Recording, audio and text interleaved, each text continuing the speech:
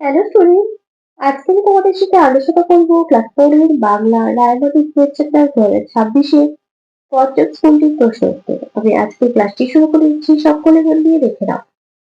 পঞ্চম স্কুলটির নাম হলো তারকেশ্বর বিদ্যামন্দির টি একাডেমি। আগের প্রশ্নটি বলেছে বনভোজন কবিতাটি কবির নাম সহ প্রথম 4 লাইন মুখস্থ লেখো। বনভোজন কবিতাটি লিখেছেন গোলাম মোস্তফা।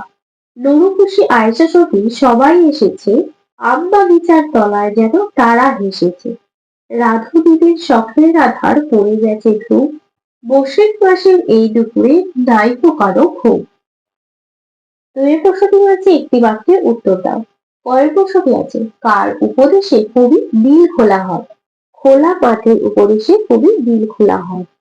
খোলা মাঠের উপদেশে। তথ্যচাঁদ কাকে গাছে চড়ার নিমন্ত্রণ জানিয়েছিলেন? ইয়াসুয়াকি চাঁদকে। ইয়াসুয়াকি চাঁদকে গাছে চড়ার নিমন্ত্রণ জানিয়েছিলেন। পরবর্তী বিষয়ে কি কি প্রশ্ন দেওয়া আছে দেখে নেওয়া যাক। তারপরে গয়ের প্রশ্ন বলেছে দোতলা পুতুল ঘর কে সুন্দর করে সাজিয়ে দিয়েছিলেন? দোতলার পুতুল ঘর লেখিকার মা সুন্দর করে সাজিয়ে দিয়েছিলেন। আমি শুধু উত্তরটা লিখে দিচ্ছি, লেখিকার মা। লেখিকার মা সুন্দর করে সাজিয়ে দিয়েছিলেন। লুসাই পাহাড়ের বিস্তার কতখানি জায়গা জুড়ে? 650 থেকে 700 বর্গ মাইল জুড়ে।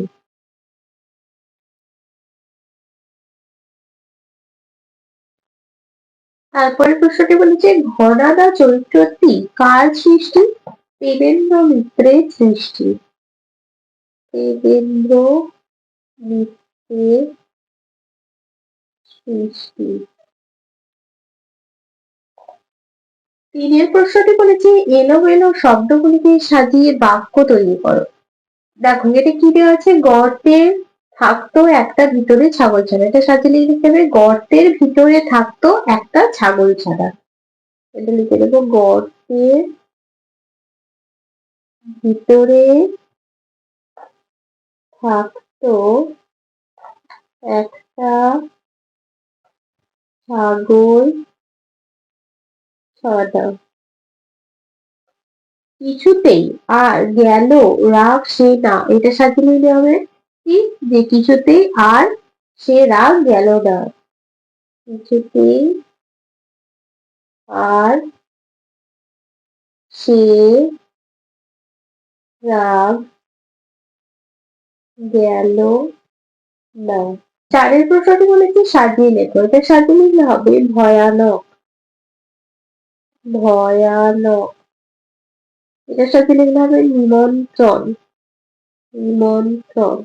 এটার সাথে লিখলে হবে লেখা পড়া। এটার সাথে লিখলে হবে উৎসাহ। পাঁচের প্রশ্নটি বলছে বর্ণ বিশ্লেষণ করো ব্যস্ত আর নিঃশ্বাস।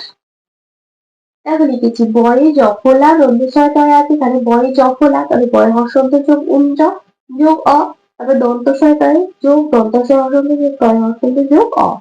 তারপর বলছে নিঃশ্বাস, দন্তরে হর্ষই আছে, তাহলে দন্তশূন্যয় হর্ষন্ত যোগ হর্ষই, তালবস্বয় বয়ে আঁকা, তালবস্বয় হর্ষন্ত যোগ বয়ে হর্ষন্ত যোগ আ যোগ দন্তস্ব।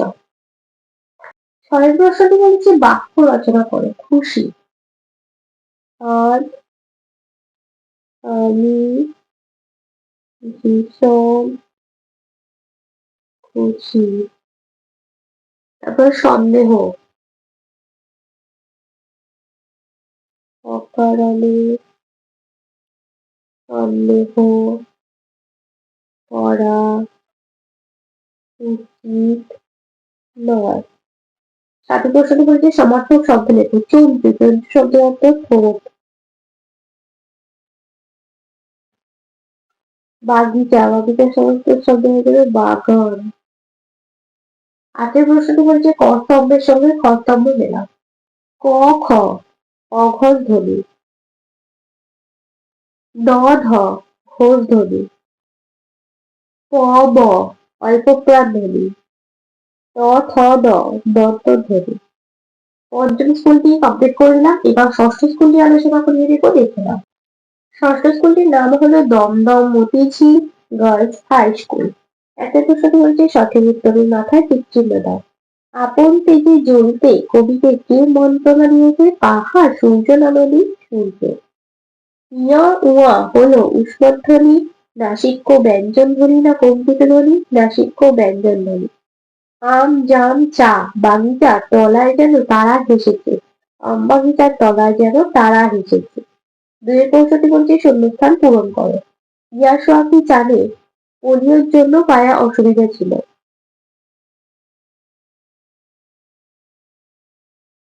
ড্যাশ আলী ঠক্কর খেয়ে একেবারে যায় আর কি। ক্ষেতের আলী ঠক্কর খেয়ে একেবারে যায় আর কি। চুনচু মানে ওস্তাদ বা এক্সপার্ট। তোমরা চুনচু আর চঞ্চু এই দুটো কিন্তু কেউ গুলিয়ে ফেলবে না, দুটোই একদমই সম্পূর্ণ আলাদা। চুনচু মানে হলো অত্যন্ত এক্সপার্ট, আর চঞ্চু মানে হলো ঠোঁট। ড্যাশ করে পাহারা ওলা যায়, পাগড়ি করে পাহারা ওলা যায়। নৌকো তারা যেন ভাটার নদী। তিনের প্রশ্নটি বলেছে শব্দার্থ লেখো। ইঙ্গিত, সোজা, স্বস্তি, ধুনি আর পাঠশালা।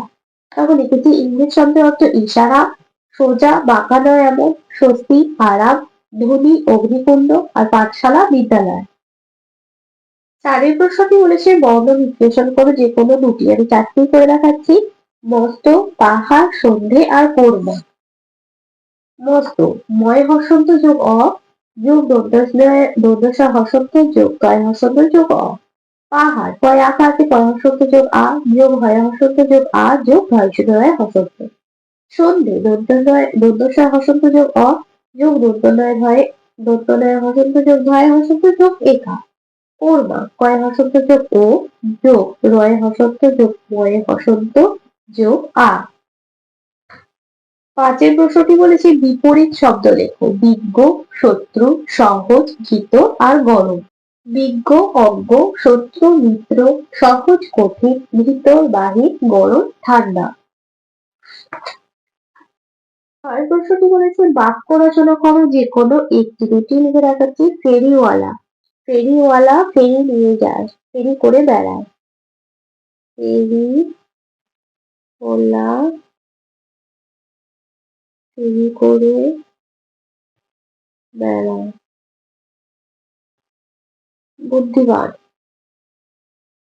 রমেশ বুদ্ধিমান ব্যক্তি। সাতের প্রশ্নটি বলেছে সমার্থক শব্দ লেখো দুটি করে। বায়ু আর চাঁদ। বায়ুর সমার্থক শব্দ হবে বাতাস আর হবে অনিল। আর চাঁদের সমার্থক শব্দ হবে শশী, চন্দ্র। আটের প্রশ্নটি বলেছে লিঙ্গ পরিবর্তন করো যে কোনো দুটি, আমি 3টি করে দেখাচ্ছি। শিক্ষক কি হয়ে যাবে শিক্ষিকা, সৈন্য মহিলা, সৈন্য পুত্র কন্যা। পরবর্তী বিষয়ে কি কি প্রশ্ন দেওয়া আছে দেখে নেওয়া যাক।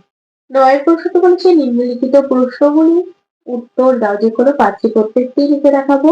পরের প্রশ্নটি বলেছে নদীর পাঠ থেকে কি শিক্ষা পাওয়া যায়? আপন বেগে চলার শিক্ষা পাওয়া যায়। আমি শুধুমাত্র উত্তরে লিখে দিচ্ছি আপন বেগে চলার শিক্ষা পাওয়া যায়।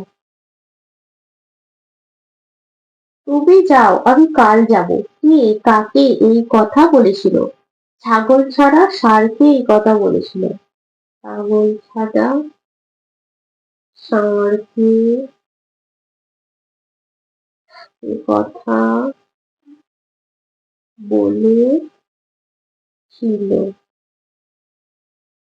তত্ত্বচাঁদ মাকে কি বলে বাড়ি থেকে বের হয়েছিল? তত্ত্বচাঁদ মাকে বলেছিল যে ড্রেনের চকুতে ইয়াসুয়াকি চারের বাড়িতে যাচ্ছে সে। আমি এখানে শুধুমাত্র উত্তরটা লিখে দিচ্ছি। ডেভিড প্রভুতে ইয়াশুয়াকি চাঁদের বাড়ি যাচ্ছে, এই কথা বলে বাড়ি থেকে বেরিয়েছিল। মিছিমিছি কি খাবার রান্না হয়েছিল? মিছিমিছি কি কি রান্না হয়েছিল? ধুলো বালি, কোরমা, পোলাও আর কাদার পিঠে রান্না হয়েছিল। গঙ্গা মাটি দিয়ে কি শুরু হলো? গঙ্গা মাটি দিয়ে এভাবে লিখবে, গঙ্গা মাটি দিয়ে গুলি মানিয়ে তা দিয়ে পট গুলতি ওয়ার খেলা শুরু হলো। কথকের জীবনে কোন বিশেষ দিনটিতে পরীর সঙ্গে তার দেখা হতে পারে? কথকের জীবনে জন্মদিনে পরীর সঙ্গে তার দেখা হতে পারে। আমি শুধুমাত্র লিখেছি জন্মদিনে। রাতে কোথায় তাঁবু খাটানো হলো? পাকোয়া নদীর ওপারে বন কেটে তাঁবু খাটানো হলো। পাকোয়া নদীর ওপারে বন কেটে তাঁবু খাটানো হলো। সারাদিনের শেষে বাড়ি ফেরার পথে কবি কি দেখতে পায়? সারাদিনের শেষে বাড়ি ফেরার পথে কবি দেখতে পায়, এভাবে লিখবে, সারাদিনের শেষে বাড়ি ফেরার পথে কবি দেখতে পান বাবুদের মালি গাছের যত্ন করছে। আজকে তাহলে এই পর্যন্তই। খুব তাড়াতাড়ি আরো একটি নতুন ক্লাস নিয়ে হাজির হবো তোমাদের সাথে। যদি তোমাদের আজকের ক্লাসটি ভালো লেগে থাকে তাহলে অবশ্যই লাইক, কমেন্ট, সাবস্ক্রাইব এবং শেয়ার করতে ভুলবে না। সকলে সুস্থ থাকবে, স্বাভাবিক থাকবে। সকলকে অসংখ্য ধন্যবাদ জানাই।